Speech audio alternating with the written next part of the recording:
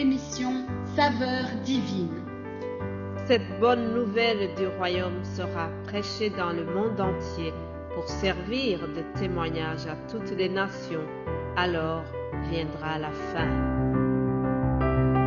Ce pain céleste vous est présenté par Immaculée Niraneza. Je vous salue, très chers amis, vous tous qui écoutez l'émission Saveurs divines. Que la grâce de notre Seigneur soit avec vous. Je vous propose de lire un verset du psaume avant de commencer l'émission.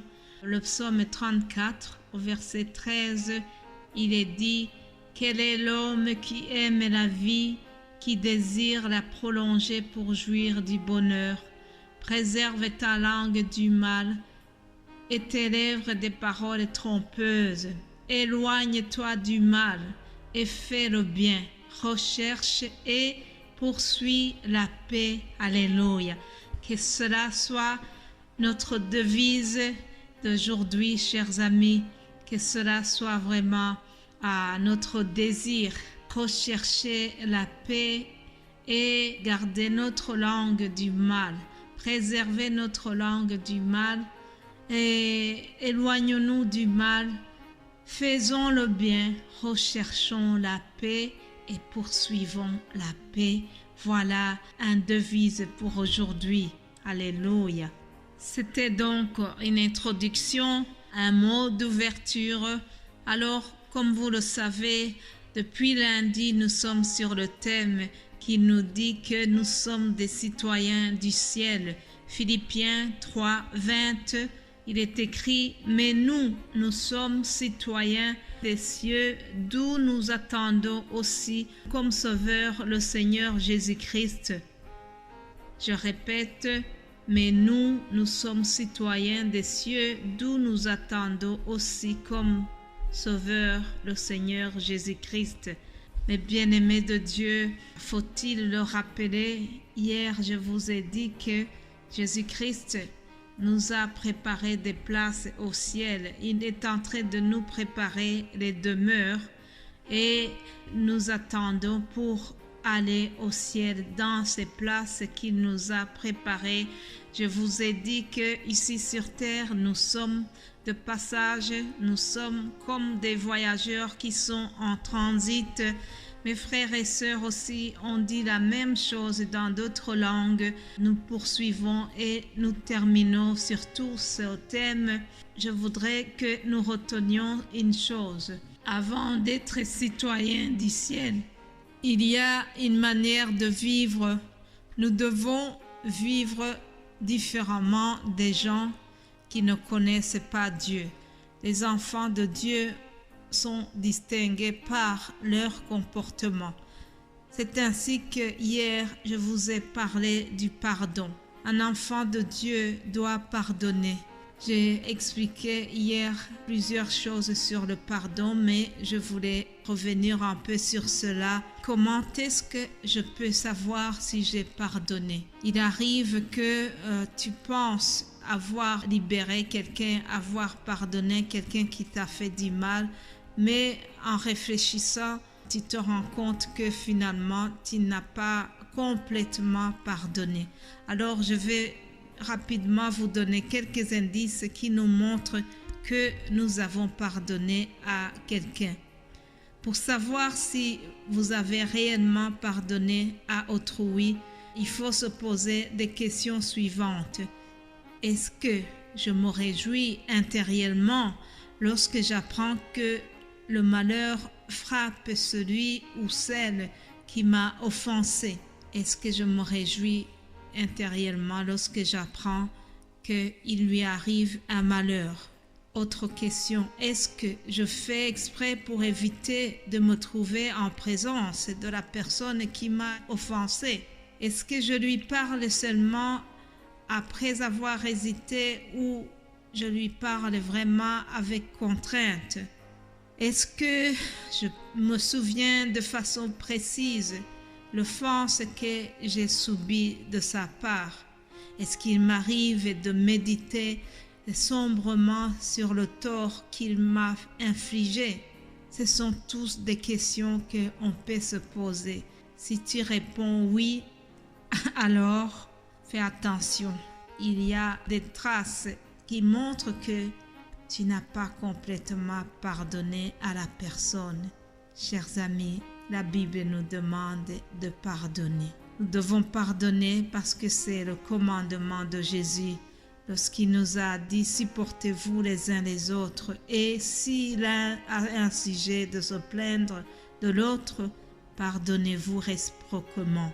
De même que Christ vous a pardonné, pardonnez-vous aussi. Philippiens 3, 13. Deuxièmement, nous devons pardonner, chers amis, parce que Jésus-Christ nous demande de pardonner. Notre Seigneur, lorsqu'il était à la croix, lorsqu'on le persécutait, lorsqu'on le faisait mourir, il a dit cette prière. Père, pardonne-leur, car ils ne savaient pas ce qu'ils font. Vous voyez, Christ a été notre modèle. C'est lui qui est vraiment notre exemple. C'est lui qui est notre modèle que nous devons imiter. L'apôtre Pierre aussi nous a rappelé ceci en disant que Christ a souffert pour nous en nous laissant un exemple afin que nous suivions ses traces. Alléluia. Nous suivons donc l'exemple de Christ lorsque nous nous faisons baptiser, lorsque nous adorons Dieu. Ça, ce sont des exemples que Jésus nous a donnés. Alors, c'est pour cela que nous devons aussi lui obéir lorsque nous pardonnons aux autres. Rappelez-vous que dans la prière de notre Père, lorsqu'il a enseigné à ses disciples comment prier, dans cette prière, il y a cette phrase qui dit « Pardonnez-nous nos offenses comme nous pardonnons aussi à ceux qui nous ont offensés. » Mais bien-aimés de Dieu, la Bible nous donne un personnage qui a été un bon exemple aussi dans le pardon. C'est Étienne, l'un des premiers chrétiens. Il a dit à ses persécuteurs qui le lapidaient à mort et il a prié le Seigneur en disant « Seigneur, ne leur impute pas ce péché ». Nous lisons cela dans Acte 7 au verset 60. Acte 7, 60. Seigneur, ne leur impute pas ce péché. Merveilleux, n'est-ce pas? Quelqu'un qui est en train de mourir, mais qui demande pardon pour ses bourreaux. N'est-ce pas un bon exemple, chers amis? Donc, si nous sommes des citoyens du ciel, une des choses qui doit nous caractériser, c'est que nous avons facilement le pardon. C'est que nous pardonnons facilement à ceux qui nous ont offensés. Je vous le dis, ce n'est pas un exercice facile, mais, chers amis, nous devons nous exercer à le faire. Et pour terminer, je voudrais souligner une chose très très importante. Il y a un préalable. Avant d'être citoyen du ciel, il faut être enfant de Dieu. On ne peut pas être citoyen du ciel si on n'est pas né de nouveau, si on n'a pas reçu Jésus-Christ comme son Seigneur et son Sauveur. L'évangile selon Jean, chapitre 1, au verset 12, il nous est dit « Mais à tous ceux qui l'ont reçu, à ceux qui croient en son nom, il a donné le pouvoir de devenir enfants de Dieu. » Alléluia. Lesquels sont nés non du sang, ni de la volonté de la chair, ni de la volonté de l'homme, mais de Dieu. Donc, nous devons être des enfants de Dieu. Pour être enfant de Dieu, il faut avoir reçu Jésus-Christ.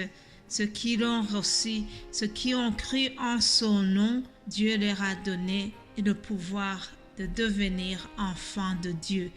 Si vous n'êtes pas encore devenu enfant de Dieu, je vous souhaite vivement de le devenir. Je vous souhaite vivement de chercher Jésus-Christ parce que il se laisse trouver, chers amis. Il se laisse trouver.